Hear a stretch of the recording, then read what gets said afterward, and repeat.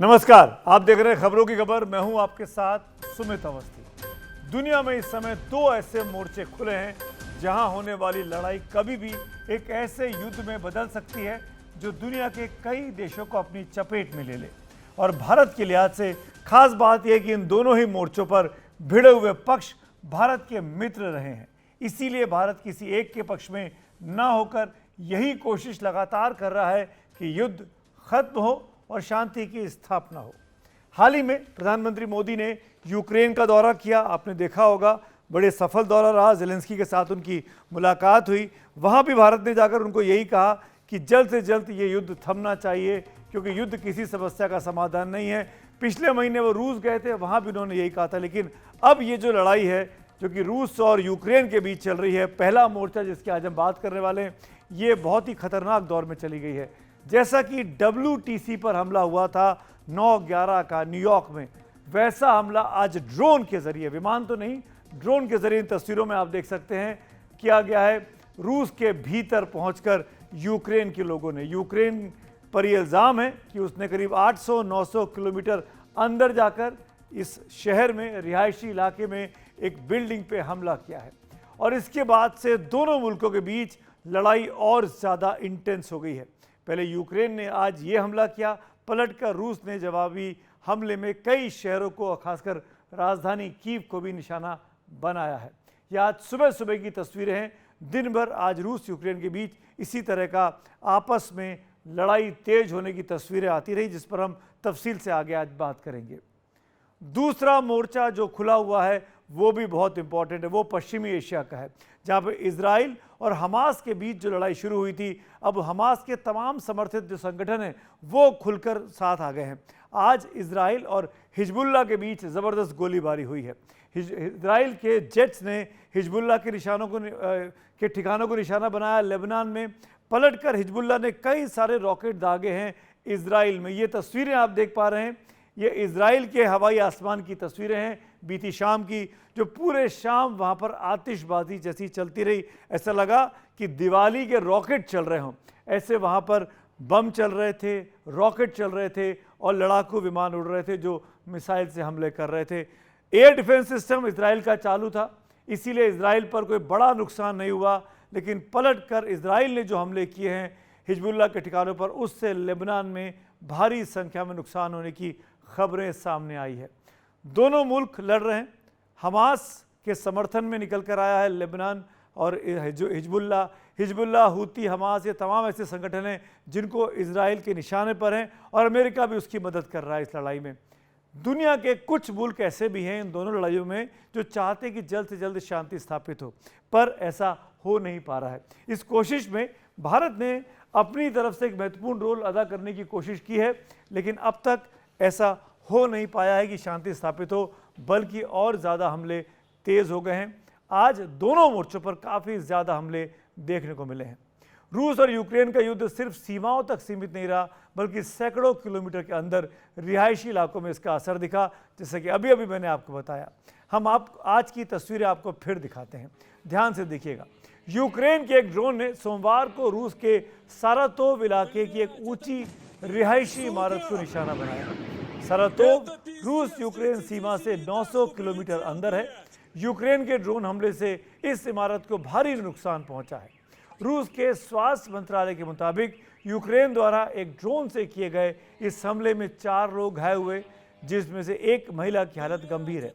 इस हमले के बाद सारातोव इंटरनेशनल एयरपोर्ट पर हवाई यातायात को कुछ समय के लिए रोका गया।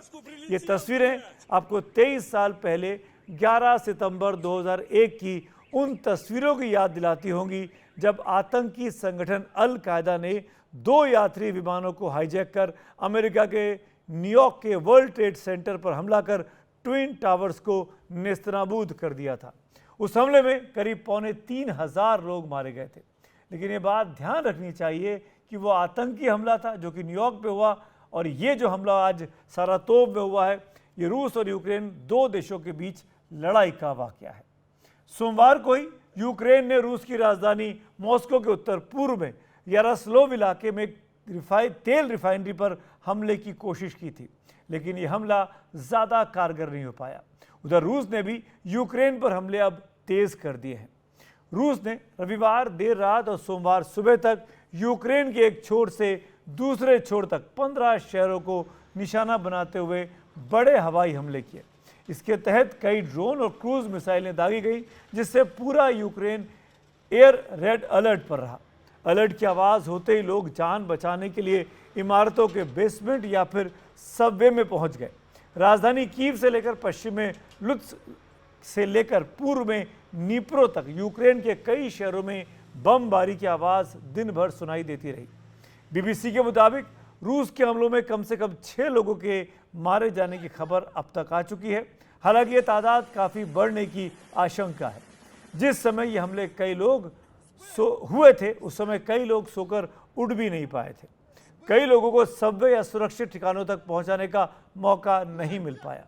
वैसे यूक्रेन की एयरफोर्स ने तड़के ही अपनी जनता को आगाह कर दिया था कि रूस के कई लड़ाकू विमान क्रूज मिसाइलों से निशाना बनाने के लिए उड़े हैं और रूस सैकड़ों ड्रोन हमले भी करने उनके देश पर जा रहा है। कई जानकारों का मानना है कि ये हमले कुछ इलाके में यूक्रेन के हमलों का जवाब है। रूस ने खुद कहा कि उसने यूक्रेन में सटीक निशाना लगाने वाली लंबी दूर की मिसाइलों और ड्रोन्स का इस्तेमाल किया, जिनसे ऊर्जा सप्लाई से जुड़े बुनियादी ढांचे को निशाना बनाया गया है, जिससे पावर ग्रिड, पावर हाउस वगैरह। रूस के हमलों से यूक्रेन के कई शहरों में बिजली चली गई, पानी की सप्लाई बंद हो गई, जिससे आम लोगों की परेशानियां बहुत ज़्यादा बढ़ गईं। यूक्रेन के राष्ट्रपति व्लादिमीर ज़ेलेंस्की ने कहा कि रूस ने 100 से ज़्यादा मिसाइल और करीब 100 ड्रोन से ये हमले किए हैं, जिससे उसके बिजली के ठिकानों को काफ़ी नुकसान पहुंचा है। वैसे रूस फरवरी 2022 से शुरू हुए इस युद्ध में लगातार यूक्रेन के ऊर्जा से जुड़े बुनियादी ढांचों को निशाना बना रहा है। जून के महीने में ही ज़ेलेंस्की ने कहा था कि रूस ने यूक्रेन में बिजली उत्पादन की आधी से ज़्यादा क्षमता को बर्बाद कर दिया है। यूक्रेन यूरोपीय यूनियन से बिजली खरीदता है, लेकिन ये कम पड़ रही है। इसीलिए अस्पतालों और फौजी ठिकानों से जुड़े ज़रूरी इस्तेमाल के लिए यूक्रेन के कई शहरों में सिलसिलेवार ब्लैकआउट किया जाता रहा है। बिजली के ठिकानों पर हमलों से यूक्रेन में पानी की सप्लाई भी बुरी तरीके से प्रभावित हुई है। आम जनजीवन अस्त व्यस्त भी इससे हो रहा है। लोगों के लिए रोज़मर्रा के काम निपटाना मुश्किल हो गया है। इस बीच रूस यूक्रेन युद्ध के शिकार वो पत्रकार भी हो रहे हैं जो इसे कवर करने के लिए मोर्चों पर हैं या कई अलग अलग शहरों में रुककर अपनी कवरेज कर रहे हैं। युद्ध कवर करने के लिए यूक्रेन के क्रामातोर्स्क शहर के एक होटल में मौजूद पत्रकारों की एक टीम रूस के हमले की जद में आ गई। मिसाइल हमले में रॉयटर्स की टीम के एक सदस्य रॉयन इवांस की मौत हो गई और 2 पत्रकार घायल हो गए, जिनमें से एक की हालत गंभीर है। रॉयन इवांस कभी ब्रिटेन की सेना में काम करते थे और अब रॉयटर्स की टीम के साथ सेफ्टी एडवाइज़र के तौर पर काम कर रहे थे, लेकिन वो खुद मिसाइल हमले में मारे गए। यूक्रेन के राष्ट्रपति व्लादिमीर ज़ेलेंस्की ने पत्रकारों की मौत पर दुख जताते हुए कहा कि होटल पर यह हमला रूस की इस्कंदर मिसाइल से किया गया, जो 500 किलोमीटर की दूरी तक मार कर सकती है। रूस द्वारा ऐसी मिसाइलों के इस्तेमाल को देखते हुए ही यूक्रेन के राष्ट्रपति ने अमेरिका, ब्रिटेन और फ्रांस समेत अपने सहयोगी पश्चिमी देशों से मांग की कि वो नियमों को बदलें और उसे लंबी दूरी तक मार करने वाली मिसाइलें दें, जिनसे वो रूस में काफ़ी अंदर तक उन इलाकों में हमला कर सके जहां से उसे निशाना बनाया जा रहा है। आपको बता दें कि अभी तक सहयोगी देशों ने यूक्रेन को उन हथियारों के इस्तेमाल की ही इजाज़त दी है जो रूस के सीमावर्ती इलाकों में मार कर सके, लेकिन लंबी दूरी की मिसाइलों से हमले की इजाज़त नहीं मिली है। यूक्रेन के सहयोगी देशों को डर है कि अगर लंबी दूरी की मिसाइलों का इस्तेमाल हुआ तो ये युद्ध नेक्स्ट लेवल यानी अगले स्तर पर पहुंच जाएगा, जहां से इसे फैलने से रोकना असंभव हो सकता है। बीते 2.5 साल में ये युद्ध कहां तक फैला है और नक्शे पर यह कैसा दिखता है, इसके लिए हम इस युद्ध की रोज़ की घटनाओं पर करीबी निगाह रखने वाले institute for the study of war का ये वॉर मैप आपको दिखाते हैं। आपके सामने स्क्रीन पर यह वॉर मैप है जो ISW की तरफ से जारी किया गया है। इस पहले नक्शे में आप ध्यान से देखिएगा, आप देख सकते हैं कि रूस ने यूक्रेन के दक्षिण और पूर्व के इलाकों को निशाना बनाया है। कितने इलाकों पर वो कब्जा कर चुका है। 24 फरवरी से पहले तक यूक्रेन के 2 पूर्व इलाके लुहांस्क और डोनेट्स्क पर रूस पहले ही कब्जा जमा चुका था। ये इलाके आपको लाल रंग की टेढ़ी लाइनों वाले इलाके के जरिए इस एरिया पर दिख रहे हैं। इसके अलावा मोटी लाल रंग की लाइनों के अंदर यूक्रेन का वो इलाका है जहां रूस ने फरवरी 2022 के बाद यानी इस लड़ाई के शुरू होने के बाद कब्जा किया है और यहां कई इलाकों में अब भी यूक्रेन की फौज रूस से ज़मीनी लड़ाई में भिड़ी हुई है। इस बीच यूक्रेन ने भी पिछले दिनों एक ज़बरदस्त और फौरी ज़मीनी कार्रवाई करते हुए रूस के कुर्स्क इलाके में काफ़ी अंदर तक कब्जा जमा लिया है। आपको नक्शे के ज़रिए इसको भी दिखाते हैं। इस नक्शे में आप देख पाएंगे आपके सामने जो स्क्रीन पर है कि कैसे रूस के कुर्स्क में यूक्रेन अब घुस गया। ये जो नीले रंग का इलाका आप देख पा रहे हैं, इसने उत्तरी सीमा से लगे रूस के कुर्स्क इलाके में अचानक काफ़ी अंदर तक जवाबी हमला यूक्रेन ने किया और एक बड़े इलाके पर कब्जा कर लिया है। Institute for the study of war के इस वॉर मैप में आप टेढ़ी नीली लाइनों वाला ये वो पूरा इलाका देख सकते हैं। यूक्रेन की ज़मीनी कार्रवाई के बाद से रूस ने जवाबी हमले और तेज़ किए हैं और इस लड़ाई में इस इलाके में ज़मीनी लड़ाई अब और तेज़ हो चुकी है। रूस और यूक्रेन के इस युद्ध और उसे रोकने में भारत की कोशिशों पर बात करने के लिए हमारे साथ इस वक्त कुछ खास मेहमान जुड़ रहे हैं। परिचय कराता हूं बारी बारी से। हमारे सामने स्क्रीन पे आप देख सकते हैं अंतर्राष्ट्रीय मामलों के जानकार हर्ष पंत जी मुझे स्क्रीन पे दिखाई दे रहे हैं। हर्ष जी स्वागत है आपका, जो कि वाइस प्रेसिडेंट है ORF के। अनिल त्रिगुणायत जी दिख रहे हैं हमको, जो कि पूर्व राजनयिक रह चुके हैं, आपका भी बहुत बहुत स्वागत है। और साथ में प्रोफेसर मृदुला घोष हमारे साथ जुड़ रही हैं, जो नेशनल यूनिवर्सिटी ऑफ कीव में पढ़ाती हैं और इस समय कीव से ही हमारे साथ लाइव जुड़ रही हैं। प्रोफेसर साहब, शुरुआत में आपसे ही करना चाहूँगा, आप कीव में हैं, आज की ताज़ा स्थिति कैसी है? कीव में कितना खतरा अभी भी बना हुआ है? प्रोफेसर घोष। कीव में ऐसा कुछ नहीं हुआ। वो Kyiv hydro electric power station में थोड़ा सा गिर गया डेब्री, लेकिन डैम का कुछ नहीं हुआ। ये तो ठीक है, लेकिन इसलिए बिजली नहीं थे हम लोगों के पास। अभी 1 मिनट पहले बिजली आई और मैं आपसे बात कर सकती हूँ अभी। जी प्रोफेसर घोष, आज सुबह जो रूस के अंदर साइदोव में ड्रोन से हमला हुआ, कहा जा रहा है कि यूक्रेन की तरफ से हुआ, वो आपकी सीमा से मतलब यूक्रेन की सीमा से करीब 900 किलोमीटर अंदर है वो इलाका। कैसे ड्रोन इतनी दूर तक हमला कर सकता है? क्या रूस के भीतर से वो हमला हुआ? मेरे को ये नहीं पता, मैं बोल नहीं सकती कहाँ से हुआ, लेकिन ये अगर यूक्रेन के पास अभी बहुत सारे चीप लेकिन बहुत सारे इंटेलिजेंट टेक्नोलॉजी होता है। वो लोग बहुत सारे different varieties of FPV drones बन रहे हैं, क्योंकि जो हमले हमारे ऊपर रूस से आता है इट इज़ वेरी बैड, क्योंकि एग्रेशन तो स्टार्ट किया रूस ने, यूक्रेन लोग तो नहीं स्टार्ट किया। ये युद्ध किसने स्टार्ट किया? इसलिए ये सबसे पहले ये प्रश्न मैं सोचती हूँ कि ये सबसे बड़ा सवाल है कि किसने शुरू किया ये सब। इसलिए जो भी हो रहा है यूक्रेन से, तो वो जवाब देने के लिए हो रहा है।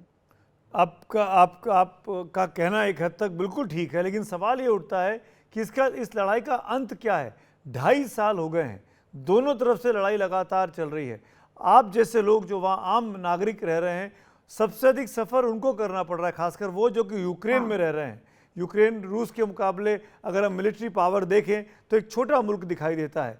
ऐसी सिचुएशन में क्या उम्मीद है वहाँ के लोगों को कि कभी ज़ेलेंस्की और पुतिन आमने सामने बैठेंगे कि नहीं बैठेंगे?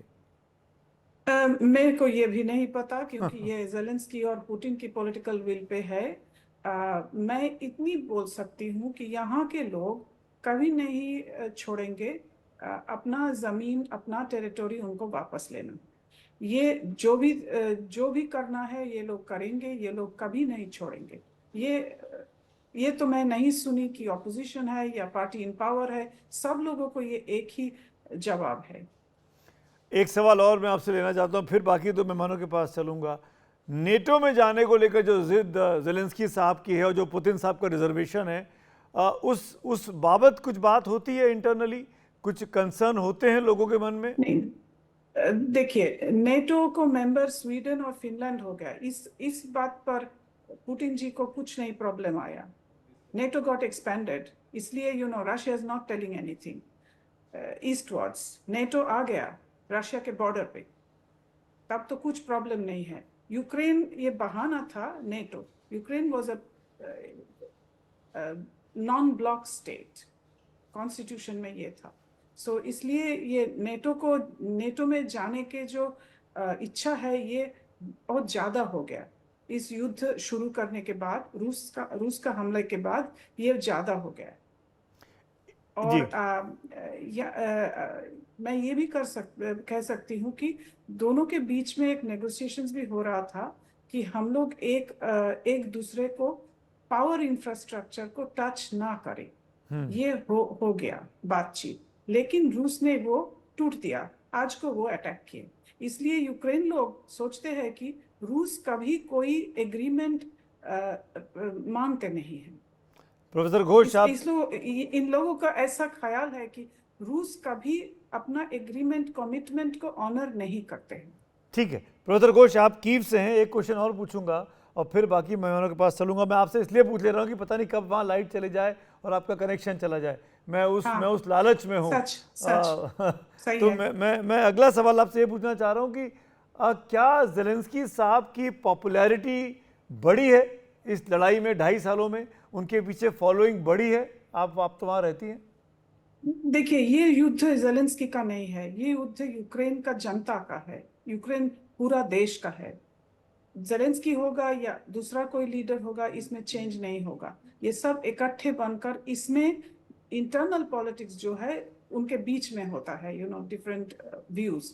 लेकिन ये सवाल पे कि रूस का हमले को मुकाबला करना है, इसमें सब कोई पॉलिटिकल फोर्सेस एक ही है। राइट। आप रहिए मेरे साथ जब तक कनेक्शन बना हुआ है। Let me introduce the other two guest. Harsh Pant ji हैं, अनिल त्रिगुणाय जी हैं। अनिल सर, आप सुना आपने कीव में क्या चल रहा है, मुझे अब उसको और बढ़ाने की ज़रूरत नहीं है, लेकिन आज जो हुआ, जिस तरीके से रूस के भीतर जाकर 9/11 जैसा ड्रोन के जरिए अटैक हुआ, आपको लगता है कि ये और चीज़ों को इंस्टिगेट करेगा, ये चीज़ों को और बढ़ाएगा, सिचुएशन को ख़राब करेगा? देखिए, जहाँ तक जो स्टेटमेंट्स आ रहे हैं रशिया से और जो एक्शंस हैं, उससे तो जाहिर होता है कि अभी युद्ध और आगे बढ़ेगा। और ये अभी मैं समझता हूँ, जब ये यूक्रेन ने कुर्स्क में जाकर के अटैक किया है 30-40 किलोमीटर अंदर जाकर के, और अभी भी उन्होंने कब्जा किया हुआ है, उसके बाद से रशिया ने उसको रिटेलिएट करना है और वो करेगा। और उसी का आज हम देख रहे हैं कि वो 15 सिटीज के ऊपर जगह जगह उन्होंने अटैक किए हैं। और मैं समझता हूँ कि ये इंटेंसिटी बढ़ती रहेगी, क्योंकि बीच में लग रहा था कि शायद है कि दोनों साइड तैयार हो जाएं बातचीत करने के लिए, लेकिन जिस तरह का एस्केलेशन इस वक्त चल रहा है, उससे नहीं लगता है कि किसी और तरह की बातचीत हो पाएगी नियर फ्यूचर में। राइट। पंत साहब, आपका टेक क्या है? अभी अभी प्राइम मिनिस्टर लौटे हैं मोदी जी, बातचीत हो रही थी, शांति की बात कर रहे थे ज़ेलेंस्की साहब। पिछले महीने पुतिन के पास गए थे, तब भी भारत ने कहा कि भाई ये युद्ध का काल नहीं है, बातचीत होनी चाहिए, भारत हमेशा शांति के पक्ष में है। शांति के लिए कोशिश करती कोई भी ताकत दिखाई नहीं देती, सिर्फ भारत के, ऐसा मुझे लगता है। जी, भारत अपनी बात जैसे शुरू से एक जो कंसिस्टेंट भारत की पॉलिसी रही है कि बगैर डायलॉग के, बगैर डिस्कशन के और बगैर कुछ फंडामेंटल प्रिंसिपल्स को बीच में रखकर जो कि टेरिटोरियल इंटेग्रिटी की बात भारत करता है और टेरिटोरियल सॉवरेनिटी की बात करता है, उसको लेकर उसको बगैर कोई सोल्यूशन, लॉन्ग टर्म सोल्यूशन इस समस्या का नहीं आएगा। लेकिन जो इसके दो मेन किरदार हैं, वो तब तक नेगोशिएटिंग टेबल पर नहीं आएंगे जब तक उनको एक दूसरे के बाबत कोई लेवरेज नहीं मिलेगा। और मुझे लगता है जो आप देख रहे हैं कि रूस ने पिछले एक साल में काफी जो आप दिखा रहे थे अपने मैप पर, ISW के मैप पर, किस तरह से जमीन पर कब्जा किया, और उसके अभी और एक यूक्रेन जो था वो बैकफुट पर चला गया था। अभी यूक्रेन ने जो कुर्स्क पर हमला किया है, उसमें जो टेरिटरी उसने गेन करी है, उसका एक बड़ा लक्ष्य ये है कि जब नेगोशिएशंस हो तो किसके पास ज्यादा लेवरेज हो। तो मुझे लगता है अभी दोनों ही साइड तैयार नहीं है, और दोनों ही साइड का जो असेसमेंट है वो ये है कि अभी लड़ाई हम करेंगे, और लड़ाई करके युद्ध, बैटलफील्ड रियलिटीज जो होंगी वो डिक्टेट करेंगी कि नेगोशिएशंस कब होंगे। तो मुझे लगता है कि इसमें शांति का या पीस प्रोसेस का कोई अभी रोल मुझे नहीं दिख रहा है। अभी ये बैटलफील्ड रियलिटीज जो हैं वो टेक ओवर कर रही हैं, और वही अल्टीमेटली डिसाइड करेंगी कब ये दोनों पक्ष एक साथ आते हैं आमने सामने हर्ष बात जी, करने। एक सवाल और मैं आपसे लगा हुआ पूछता हूँ। पिछले दिनों मेरे साथ अजय बिसारिया जी इसी शो में लाइव थे लास्ट वीक, और उन्होंने ये कहा कि इस लड़ाई का डायरेक्टली या इनडायरेक्टली कनेक्शन कहीं ना कहीं अमेरिकन इलेक्शंस के साथ भी है। अमेरिका का इंटरेस्ट है कि ये लड़ाई ऐसी चलती रहे। मैं आपसे जानना चाह रहा हूँ कि क्या नवंबर, दिसंबर, जनवरी के बाद ही कोई कोई हल देख सकते हैं? ये देखिए, उसके दो पहलू हैं। एक तो ये है सर्टनली कि अमेरिका के अपने हित जुड़े हैं, किस तरह से वहाँ पर यूक्रेन और रूस के बीच में इक्वेशन बदलती है। पर दूसरा ये है कि अगर आप अमेरिकी चुनावों को देखें तो वहाँ पर धीरे धीरे एक फटीग सेट हो गया है यूक्रेन को लेकर। दोनों ही पार्टीज में हमने देखा है कि दोनों ही पार्टीज इसको क्वेश्चन करेंगी कब तक ये ओपन एंडेड सपोर्ट हम देंगे।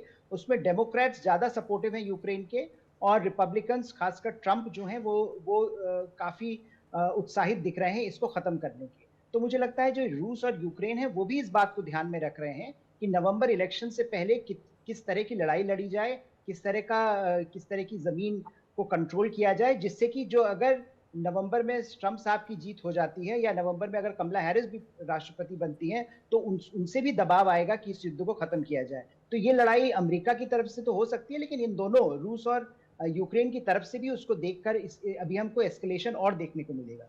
इनफैक्ट आपके जवाब से अनिल जी एक मन में एक सिचुएशन और अराइज हुई, हालांकि हाइपोथेटिकल है। ऐसा लग रहा है कि दोनों मुल्क ज़्यादा से ज़्यादा दूसरे की टेरिटरी कब्जा कर लेना चाहते हैं, ताकि जब नेगोशिएटिंग टेबल पर बैठे तो एक डील हो सके कि तुम ये छोड़ो तो हम ये छोड़ेंगे, तुम यहाँ से खाली करो तो हम वहाँ से ये खाली करेंगे। और इसका रिलेशन यूएस इलेक्शन के साथ समझ में आता है कि अगर वहाँ रिजीम चेंज हो गई तो शायद नेगोशिएशंस पे आना पड़ेगा। जैसा प्रोफेसर पंत ने कहा, ये बात बिल्कुल सही है कि जो भी इस युद्ध का या इवन मिडिल ईस्ट का जो युद्ध है उसका जो सही रास्ता है वो वाशिंगटन होकर ही जाता है, इसमें कोई शक की बात नहीं है। और मेरा मानना तो ये है कि अगर अमेरिका चाहता तो ये युद्ध होता ही नहीं, नंबर वन। दूसरा चीज, ये कभी भी बंद कर सकता है, लेकिन उनका एक जियोपॉलिटिकल ऑब्जेक्टिव है कि रशिया को स्ट्रेटेजिक डिफीट दिला। तो उनका पर्पस डीप स्टेट जो वहाँ की है, चाहे ट्रंप हो या कोई और बन जाए, कमला हैरिस बने, लेकिन वहाँ की जो डीप स्टेट है उसका एक बहुत बड़ा रोल होता है वहाँ की पॉलिसीज के बारे में। और उनका एक हिस्टोरिकल प्रॉब्लम है, खासतौर से पुतिन के साथ में, तो वो उसको स्ट्रेटेजिक डिफीट देना चाहते हैं। लेकिन ट्रंप चूंकि एक अनयूजुअल आदमी है तो उसने कहा कि मैं 24 घंटे के अंदर ये युद्ध बंद करा दूँ।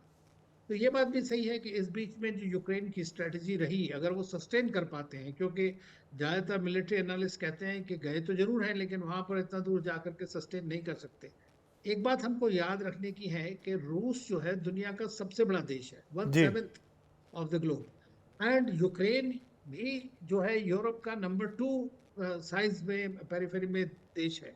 तो ये बड़े बड़े मुल्क हैं, इनकी पॉपुलेशन बहुत कम है, तो इनको जो है फिजिकली भी किसी भी टेरिटरी को होल्ड करना बहुत मुश्किल काम है, ये भी आप सोच लें। और लड़ाई at the end of the day तो फील्ड के ऊपर होती है, तो वो ये समस्या दोनों ही देशों के सामने आने वाली है। रूस डेफिनेटली एक एडवांटेजियस सिचुएशन में है, और तो लेकिन ये है कि यूक्रेनियंस जो है वो कमिटेड हैं अपनी लैंड के लिए, अपने लोगों के लिए, अपने नेशनलिज्म के लिए, और सोचते हैं कि they been had.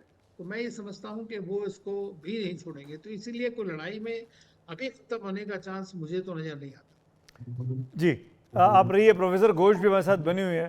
Professor Ghosh, कुछ 2-4 चीज़ें जो मन में क्यूरियोसिटी है, क्योंकि आप वॉर जोन में रह रही हैं, वहाँ रह के काम कर रही हैं, कितना मुश्किल है काम यूक्रेनियन के लिए इस आजकल की ज़िंदगी, किस तरह की दिक्कतें आती हैं? देखिए, हम लोग ऑनलाइन क्लासेस कर रहे हैं बहुत साल से, जो पैंडेमिक से शुरू हुआ। कभी कभी क्लासेस ऑफलाइन होते हैं, एग्जाम्स होते हैं, थीसिस डिफेंस होता है, सब कुछ एकदम चल रहा है, देयर इज नो प्रॉब्लम। मैं ये कहना चाहती हूँ कि बहुत सारे स्टूडेंट्स वॉलंटरीली दे टुक अप आर्म्स और युद्ध में गया, और उनका मौत भी हो गया, and that is very sad. बहुत सारे होते हैं जो मेरे फ्रेंड्स को सन्स है, हस्बैंड्स है या रिलेटिव्स है, वो भी जान दिया गया। तो इसलिए यहाँ तो कॉन्ट्रैक्ट आर्मी नहीं थे, तो लोग तो अपने आप जा रहे हैं। इस मोबिलाइजेशन का भी यहाँ बहुत सारे लोग अभी भी they have lost their lives. लेकिन इन लोगों को बहुत सारे औरतों भी जा रहे हैं, girls are also going and there are women battalions, इसलिए कि पूरा देश मोबिलाइज हो गया। अभी तो आई कैनॉट से, ये भी है कोई लोग नहीं जाना चाहते हैं, मरने से डरते हैं, ये भी होगा, देयर आर प्रॉब्लम्स।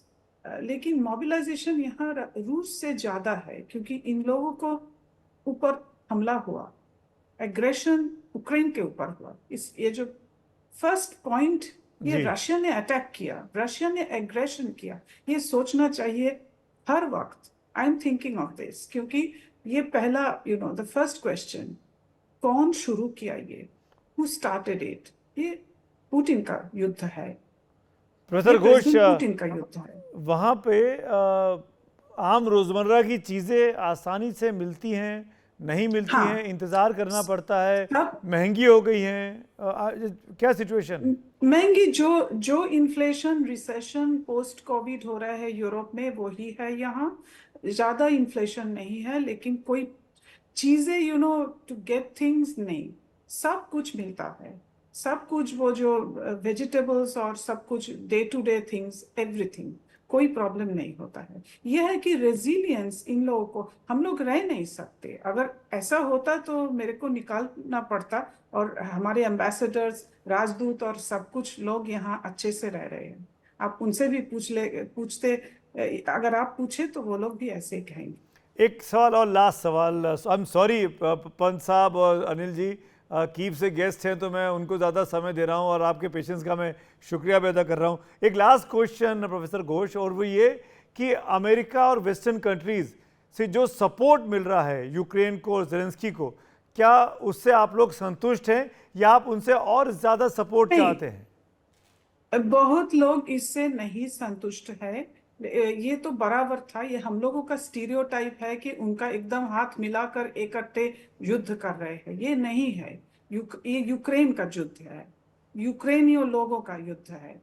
वो जो मदद जितना करना वो करते हैं, लेकिन क्रिटिसाइज हर वक्त होता है, हर वक्त they are sitting on negotiations. और वो जो बोला कि हम लोगों को वेपन्स लेकर 300-350 किलोमीटर के बाद नहीं मारना, तो this was very much said that अगर आप देते हैं वेपन्स तो आप लिमिटेशंस करते हैं। इसलिए यूक्रेन जो अपने आप बने हुए वेपन्स है, जो वेपन्स जो यूक्रेन यूज करता है, ये यूक्रेनियन वेपन्स है। ये बहुत बहुत इम्पोर्टेंट चीज है। आपको अमेरिका से, ब्रिटेन से बड़े वेपन्स चाहिए जो दूर तक हमला कर सके, लाइक मिसाइल्स? है वो 1000 किलोमीटर तक जा सकते हैं। ये ड्रोन इनके पास अगर है, अभी है। आपको चाहिए ऐसे इक्विपमेंट्स? और आम यूक्रेनियन चाहता है कि ऐसे ऐसे हथियार और मिले हमको? यूक्रेनियंस नहीं, ये अपने आप बनाए। अच्छा। ये सब यूक्रेनी लोग ने बनाए, ये बाहर से नहीं लाए। तो ये लोग ये चाहते हैं कि उनको डिफेंड करना है, अपने सॉवरेनिटी, अपना देश। बहुत लोग भी कह रहे हैं कि रूस में जाओ तो उन लोगों को भी खिलाना है, सब कुछ करना है, वो ऑक्यूपेशन, वो क्यों ये जरूरत है? ये भी था, लेकिन अब चुप है सब लोग। ये मेरे ख्याल लगता है कि वो कोई एक्सचेंज के लिए या बार्गेनिंग पोजीशन के लिए ये हो रहा है। लेकिन देखिए, अगर कुछ ऐसा होता कि यूक्रेन इंकर्शन कर रहे हैं और रूस उनको कुछ जवाब नहीं दिया, तो ये बहुत अजीब सा चीज है। कैसे ये हो सकता है? 1000 सम स्क्वायर किलोमीटर्स यूक्रेनियन कंट्रोल में है। वो कुर्स्क एटॉमिक पावर प्लांट यूक्रेनियों के हाथ में है, Zaporizhzhia atomic power plant Russians के हाथों में है। तो ये सोच लीजिएगा, ये कोई एक्सचेंज के लिए ही हो रहा है। Thank you so much professor Ghosh, वक्त निकालने के लिए। आप सुरक्षित रहिए, आपके साथ हम बातचीत करते रहेंगे आगे भी। अनिल जी, आपका भी शुक्रिया। पंत साहब, आपका भी शुक्रिया। Thank you so much for being with me. दो मोर्चों पर लड़ाई की बात हमने शुरू में आपको कही थी। एक मोर्चे की बात हम कर चुके हैं और अब अगले मोर्चे की खबर की ओर आगे बढ़ते हैं। अगला मोर्चा जो कि पश्चिमी एशिया में है, जहाँ पर इजराइल के साथ लड़ाई चल रही है और इस बार लड़ाई के निशाने पर लेबनान है। युद्ध का दूसरा मोर्चा है, ये पश्चिम एशिया में खुला हुआ है। 7 अक्टूबर को इजराइल पर हमास के हमले के बाद से ये मोर्चा खुल गया है। इजराइल इसके बाद से गाजा में हमास को पूरी तरह बर्बाद करने पर तुला हुआ है। इस युद्ध में कुल मिलाकर 40,000 से ज़्यादा लोग अब तक मारे जा चुके हैं और 93,000 से ज़्यादा घायल हुए हैं। गाजा पर हमले के बाद इजराइल के कई पड़ोसी देश और हथियारबंद लड़ाके काफ़ी नाराज़ हैं। ईरान के समर्थन वाला हिजबुल्ला ऐसा ही एक हथियारबंद गुट है जो लगातार इजराइल को निशाने बना रहा है। इसी के मद्देनज़र इजरायली एयरफोर्स ने खुफिया सूचना के आधार पर रविवार को पड़ोसी देश लेबनान में हिजबुल्ला के कई ठिकानों पर सटीक बमबारी की। इजराइल का दावा है कि उसने हिजबुल्ला द्वारा बड़े पैमाने पर किए जाने वाले हमलों को रोकने के लिए पहले ये बमबारी कर दी। गाजा पर इजराइल के हमलों के बाद से हिजबुल्ला इजराइल के खिलाफ लगातार आक्रामक है। 30 जुलाई को अपने एक वरिष्ठ कमांडर फवाद शुक्र की इजराइल के हमले में मौत के बाद हिजबुल्ला ने इसका बदला लेने की खुलेआम चेतावनी दी थी। उसी के तहत इजराइल पर हमलों की तैयारी थी, लेकिन उससे पहले ही इजराइल ने लेबनान में हिजबुल्ला के ठिकानों पर बड़े पैमाने पर बमबारी की। जानकारों के मुताबिक इजराइल ने इसके लिए करीब 100 लड़ाकू विमानों का इस्तेमाल किया, जो वाकई में एक बड़ी संख्या मानी जाती है। इजराइल की कार्रवाई का अंदाज़ा इसी बात से लगाया जा सकता है कि उसने कई लड़ाकू विमानों की हवा में ही रिफ्यूलिंग की ताकि बमबारी लगातार जारी रहे। इजराइल के प्रधानमंत्री बेनियामिन नेतन्याहू ने अपनी कैबिनेट बैठक में कहा कि यह ऑपरेशन काफ़ी कामयाब रहा। साथ ही चेतावनी भी दी कि यह फौजी कार्रवाई अभी ख़त्म नहीं हुई है। उधर ईरान के समर्थन वाले हथियारबंद संगठन हिजबुल्ला ने भी अपने वादे पर अमल किया है। अपने कमांडर फवाद शुक्र की इजरायली हमले में मौत का बदला लेने के लिए इजराइल पर ताबड़तोड़ कई हमले किए। रात के वक्त हुए अधिकतर हमलों से इजराइल का आसमान रह रहकर चमकता रहा। हिजबुल्ला का दावा है कि उसने करीब 300 मिसाइलों और ड्रोन से इजरायली सैन्य ठिकानों को निशाना बनाया। उत्तर की ओर से लेबनान की सीमा से हुए इन रॉकेट और ड्रोन हमलों को नाकाम करने के लिए इजराइल का एयर डिफेंस सिस्टम लगातार सक्रिय रहा। इजराइल के प्रधानमंत्री बेनियामिन नेतन्याहू ने दावा किया कि इजराइल की सेना ने हिजबुल्ला के सभी ड्रोन्स को बीच हवा में ही मार गिराया है। इजराइल की सेना के मुताबिक हिजबुल्ला के हमलों से खास नुकसान नहीं हुआ और मलबा गिरने से ही एक सैनिक की मौत हुई। इजराइल के मीडिया के मुताबिक हिजबुल्ला के हमलों के निशाने पर इजराइल के बीचों बीच वहां की खुफिया एजेंसी मोसाद का मुख्यालय रहा है। इन हमलों के मद्देनज़र इजराइल ने 48 घंटे के लिए आपातकाल लागू कर दिया और अपने मुख्य एयरपोर्ट को अस्थायी तौर पर बंद कर दिया। इस बीच एक बार फिर संयुक्त राष्ट्र के महासचिव एंटोनियो गुटारेस ने इजराइल और हिजबुल्ला के बीच इस लड़ाई को तुरंत खत्म करने की मांग की है, लेकिन इजराइल के सामने लेबनान का ही मोर्चा नहीं है। वो गाजा में भी लगातार हमास के नेटवर्क को खत्म करने के लिए सैन्य कार्रवाई में जुटा हुआ है, लेकिन उसका निशाना वहां की आम जनता भी बन रही है। हमास के ठिकानों को निशाना बनाकर की गई इजराइल की ताज़ा कार्रवाई में गाजा सिटी में 7 आम फिलिस्तीनियों की मौत हो गई। इसके अलावा सेंट्रल गाजा में इजरायली सेना ने कई घायल फिलिस्तीनियों को अल अक्सा मोटिस अस्पताल से जबरन निकलने को मजबूर किया। यह इस इलाके में काम कर रहा अकेला अस्पताल है। वैसे इस बात पर बार बार जोर देना ज़रूरी है कि इजराइल हमास युद्ध में बीते 10 महीने में 40,000 से ज़्यादा लोग अब तक जान गंवा चुके हैं। 93,000 से ज़्यादा लोग घायल हुए हैं और ये आंकड़ा बढ़ता ही जा रहा है। गाजा भयानक मानवीय संकट से गुजर रहा है। लगभग पूरे ही गाजा में रिहायशी इमारतें बमबारी से बर्बाद हो चुकी हैं। 20 लाख से ज़्यादा लोग खाने पीने जैसी बुनियादी चीज़ों के लिए तरस रहे हैं। इसीलिए ये बहुत अहम हो गया है कि इस युद्ध के रुकने की कोई सूरत बने। दुनिया के कई देश इजराइल और हमास पर इसके लिए दबाव भी बना रहे हैं। कई बार युद्ध विराम की सूरत बनती है, लेकिन फिर किसी के उकसावे भरे हमले से ये संभावना खत्म हो जाती है। वैसे एक बार फिर मिस्र की राजधानी काहिरा में युद्ध विराम की कोशिश शुरू हुई है, लेकिन इसमें कई चुनौतियां आ रही हैं। हमास का कहना है कि इजराइल लगातार नई नई शर्तें रखकर युद्ध विराम की बातचीत को लंबा खींच रहा है। तो क्या हालात है पश्चिमी एशिया में, इस पर ज़्यादा चर्चा के लिए 2 खास मेहमान मेरे साथ जुड़ रहे हैं। कमर आगा साहब मेरे साथ हैं और प्रोफेसर खिवराज जहांगीर मेरे साथ जुड़ रहे हैं, जो कि बेन गुरियन यूनिवर्सिटी इजराइल के में रहते हैं, वहीं पढ़ाते हैं और इस वक्त हमारे साथ वहीं से लाइव हैं। जहांगीर साहब, पहला सवाल तो मेरा आप ही से है। जो काहिरा में बातचीत का एक दौर से शुरू हुआ, एक नया सिलसिला शुरू हुआ है, कितनी उम्मीद रखनी चाहिए? एक आम इजरायली को क्या उम्मीदें हैं? कुछ होगा, नहीं होगा, क्या होगा? देखिए, आम इजरायली की उम्मीदें बड़ी छोटी है इन दिनों। मतलब उनको ज़्यादा उम्मीद सरकार से है नहीं, और उनको इस बात की तो कतई उम्मीद नहीं है कि इस्माइल खानिया को तेहरान में मारने के बाद या हिजबुल्लाह को नॉर्थ में हमले करने के बाद इजराइल का कुछ भला होने वाला है। नेतन्याहू के खिलाफ आर्मी और इजराइल की जनता बहुत उग्र हो रही है। इनफैक्ट इजराइल के डिफेंस मिनिस्टर ने पिछले ही दिनों ये कहा था कि ये जो जीत और लड़ाई की जो बातें हैं ये नॉनसेंस हैं। वो चाहते हैं कि राजनीतिक समझौता हो और नेतन्याहू कम से कम हॉस्टेज और सीजफायर डील को सहमति दें।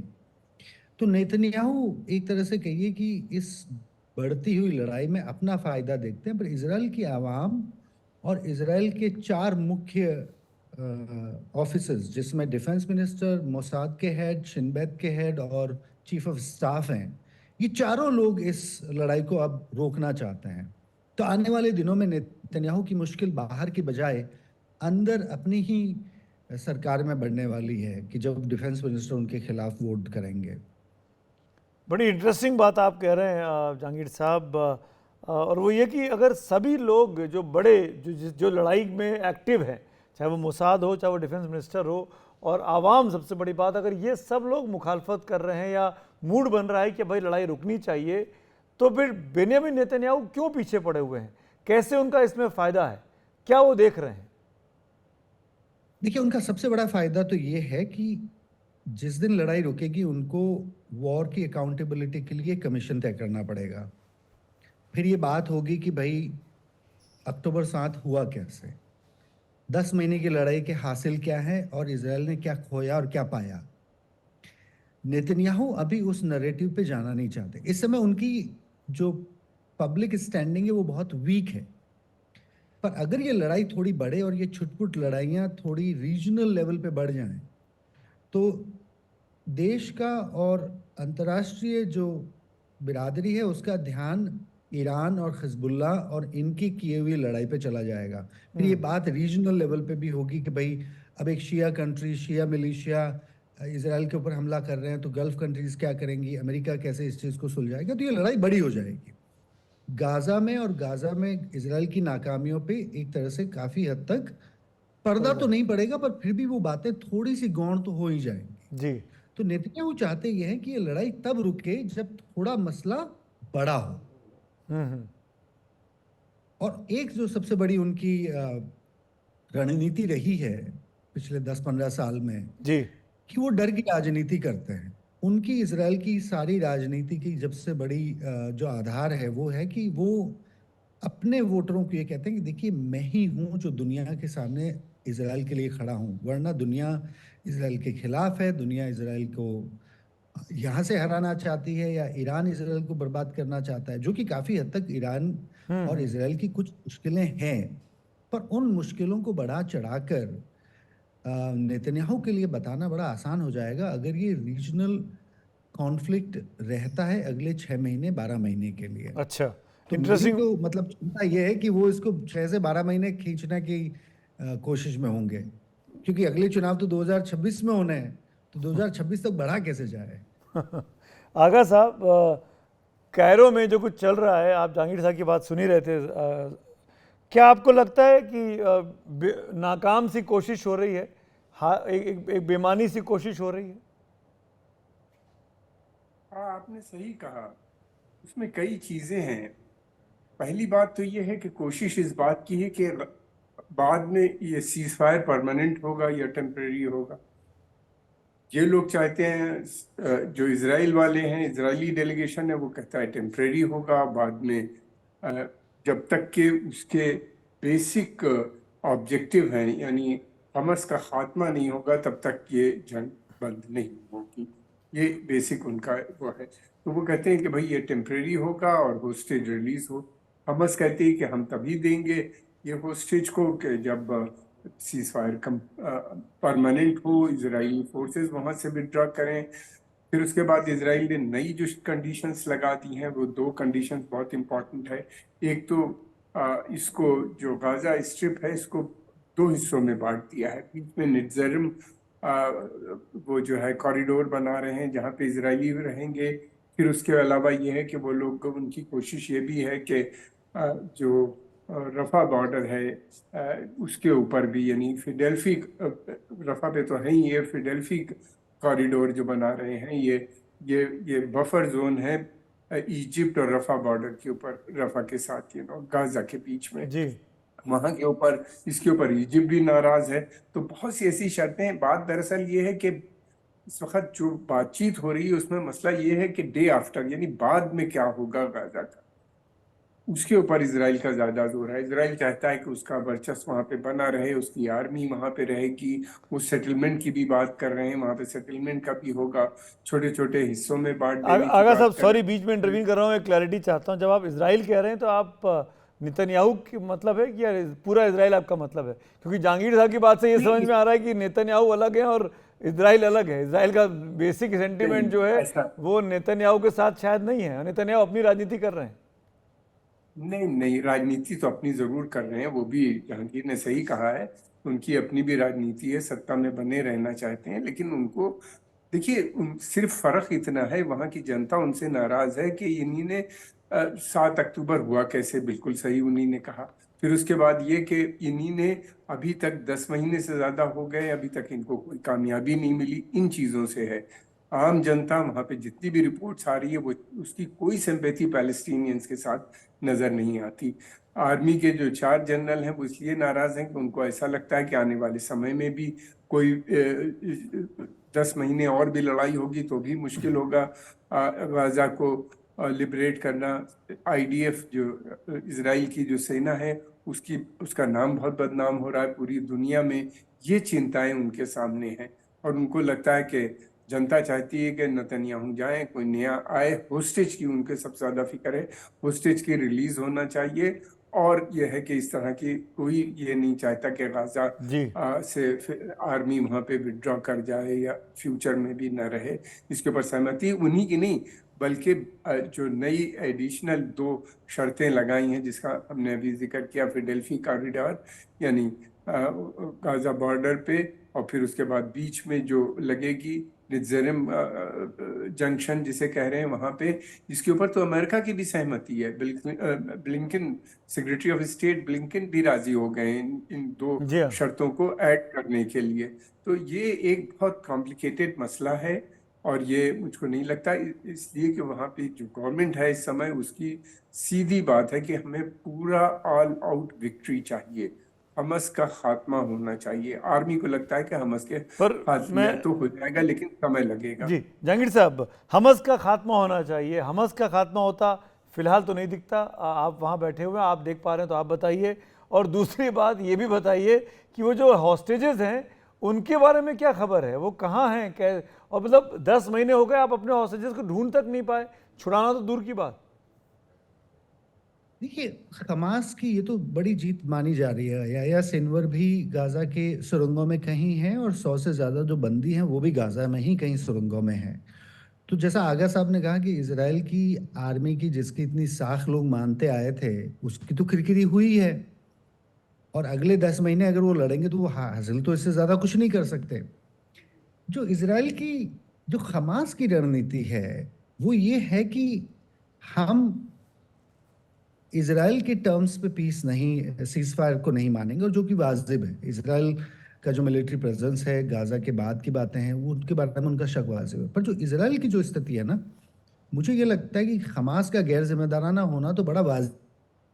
जी एक इस्लामिक रिलीजियस टेरर ऑर्गेनाइजेशन का इससे ज़्यादा मतलब पॉलिटिकल इवोल्यूशन तो नहीं हो सकता। पर इसराइल जितनी गैर जिम्मेदाराना चीज़ें कर रहा है अपने साथ और अपने सहयोगियों के साथ, आप बताइए ना, 5-6 दिन पहले जब बड़ी आशा बनी थी तो नरेंद्र मोदी ने फ़ोन किया था नेतन्याहू को, और उस फ़ोन की ज़्यादा चर्चा, मतलब उसकी कोई ज़्यादा स्टेटमेंट नहीं छपी, पर ये बात प्रेस में आई थी कि प्राइम मिनिस्टर ने नेतन्याहू को ये कहा कि भाई अब ये समझौता होना चाहिए। जो बाइडेन और कमला हैरिस बिल्कुल चाहते हैं कि नेतन्याहू इस सीज़फायर को करें, पर नेतन्याहू बाहर के दबाव को बिल्कुल नहीं मानने को तैयार हैं। इसीलिए जी। मुझे ये लगता है कि उनकी आर्मी ही उनको राजनीतिक फैसले के लिए मजबूर करेगी, उनकी आर्मी और उनकी आवाम। कमर आगा साहब ने सही कहा कि आवाम की इमीडिएट नीड्स तो खुद की हैं, पर उस आवाम में बहुत सारे लोग ऐसे हैं जो पीस ग्रुप के हैं, जिनका ये मानना है कि गाजा को रीऑक्यूपाई नहीं किया जाना चाहिए, गाजा में सेटलमेंट नहीं बनने चाहिए, एक 2 स्टेट सॉल्यूशन की बात मानी जानी चाहिए। और बहुत सारे जी। ऑर्गेनाइजेशंस हैं जो फलस्तीनियन जी। ऑर्गेनाइजेशंस के लिए काम करते हैं। तो इजराइल एक मुश्किल दौर में है, और उस मुश्किल दौर में सबसे बड़ी मतलब मुश्किल उनके खुद के प्राइम मिनिस्टर बने हुए हैं। मैं आप दोनों से एक क्विक कमेंट चाहूँगा, हाँ या ना में। क्या ये लड़ाई साल भर चलने वाली है? और जहांगीर साहब पहले आप, कम से कम। मुझे लगता है चलेगी। आगा साहब, आप भी सहमत हैं या नहीं? और मुझे लगता है ये लड़ाई बढ़ती हुई नजर आ रही है, इसलिए कि ईरान के अटैक का इजराइल इंतजार नहीं करेगा। जैसे ही वो तैयारी करेंगे, आज अरबईन खत्म हो गया, इजराइल प्रिएंटिव स्ट्राइक ईरान पे कर देगा। बिल्कुल। और वो जल्दी ही, मुझे लगती है वो इस इंतजार में नहीं रहेंगे कि ईरान अटैक करे फिर उसका वो जवाबी बदला दे। ये इजराइल की पॉलिसी नहीं है। वो 67 में भी उन्हीं ने पहले इजिप्ट के ऊपर अटैक किया था प्रिवेंटिव। कल भी हमने जो देखा, जो अटैक हुआ था वो भी प्रिवेंटिव। इससे पहले उन्हीं ने न्यूक्लियर इंस्टॉलेशन वगैरह जो मिडिल ईस्ट में बन रहे थे, वेस्ट एशिया में, उन पे भी अटैक किया कि अलाउ नहीं किया कि वो बन जाए, तब उन पे अटैक। तो लगता है ऐसा है कि जल्दी ही एक प्रिवेंटिव स्ट्राइक हो जाएगी। और इसमें मैं समझता हूँ कि अमेरिका भी इस वक्त चाहता है कि ईरान का जो बढ़ता हुआ वर्चस्व है उस पर रोक लगनी जरूर। आप दोनों का बहुत बहुत शुक्रिया। लेकिन कुल मिलाकर मैं ये कह सकता हूँ कि इस बातचीत के लास्ट में कि दो मोर्चों पर दुनिया में लड़ाई चल रही है। रूस यूक्रेन में आपको दिखाया, इजराइल और हमास, और इजराइल या लेबनान, या इजराइल या हूती, आप कुछ भी कह लीजिए। और दोनों मोर्चों पर लग नहीं रहा है कि लड़ाई खत्म होने वाली है। भारत अथक प्रयास कर रहा है कि शांति स्थापित हो, पर शांति स्थापित होते होते, वो ज़मीन तैयार होते होते कि दोनों लड़ाइयों में लोग बातचीत की टेबल पर आएँ, उसमें कुछ वक्त या कुछ अरसा अभी और लग सकता है। कुछ और एफर्ट्स होने बाकी रह गए हैं। खबरों की खबर में वक्त है ब्रेक का, लेकिन ब्रेक के पार जब लौटेंगे तो बात करेंगे कोलकाता के रेप और मर्डर केस की। एक एक्सक्लूसिव फुटेज, एक एक्सक्लूसिव स्टोरी मेरे सहयोगी मुकेश सेंगर की। ब्रेक के उस पार।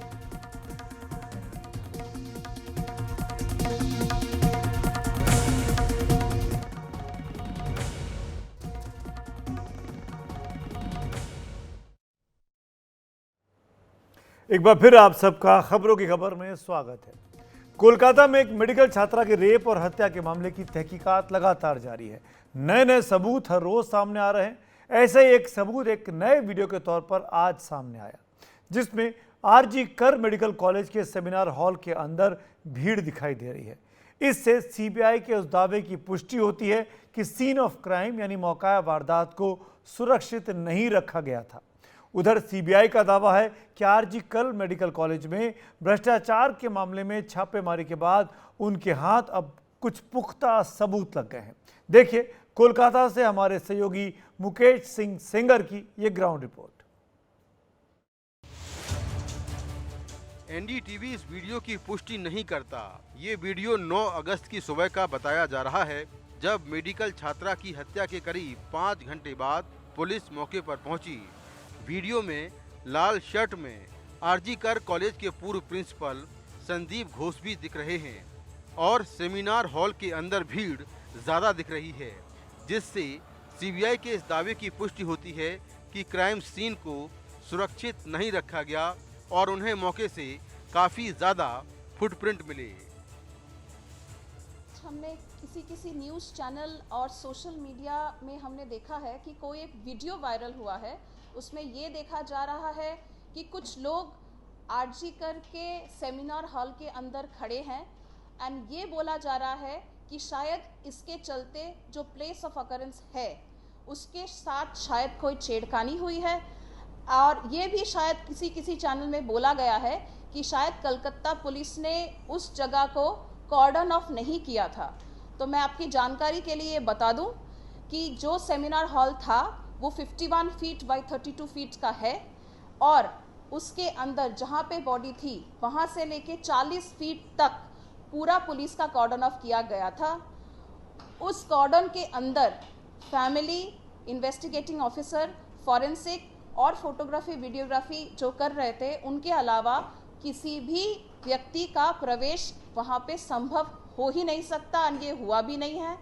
जो 40 फीट है उसके बाहर का जो 11 फीट है उसमें काफ़ी लोग बैठे थे। सीबीआई सूत्रों की माने तो जांच में इसीलिए परेशानी आ रही है क्योंकि क्राइम सीन को सुरक्षित नहीं रखा गया, जबकि कोलकाता पुलिस का दावा है कि मौके से उन्होंने 40 नमूने लिए। लेकिन अगर वीडियो फुटेज को देखें तो उसमें क्राइम सीन के पास में कई सारे लोग वहां पर घूम रहे हैं जिन लोगों की वहां पर ज़रूरत नहीं है। सवाल ये है कि ऐसे में क्या सीबीआई जो सबूत चाहती है क्या वो मिल पाएंगे?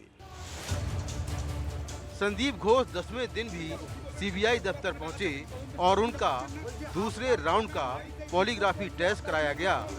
उनसे क्राइम सीन को सुरक्षित न रखने, घर वालों और पुलिस को देर से जानकारी देने, आत्महत्या का मामला बताने और लड़की का शव घर वालों को देर से दिखाने के कारण पूछे गए।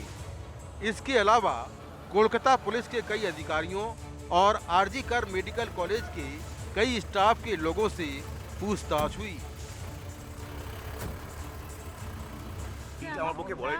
मुझे उनसे बात करने दीजिए, फिर मैं इस बारे में कुछ कह पाऊंगा। सीबीआई की पूछताछ में आरोपी संजय के दोस्त सौरभ ने बताया कि वो अपने भाई की सर्जरी कराने के लिए 8 अगस्त को दोपहर 1:30 बजे अस्पताल गया था। उसके दोस्त संजय राय ने डॉक्टरों से बात कर उसके भाई को भर्ती कराया। फिर रात 11:30 बजे के बाद संजय और सौरभ अस्पताल से निकले। फिर चेतला इलाके में इन दोनों ने शराब पी। फिर दोनों रेड लाइट एरिया सोनागाछी गए। फिर रात करीब 3:30 बजे दोनों वापस अस्पताल पहुंचे। सौरभ ने संजय को सोने के लिए 4थी बटालियन चलने के लिए कहा।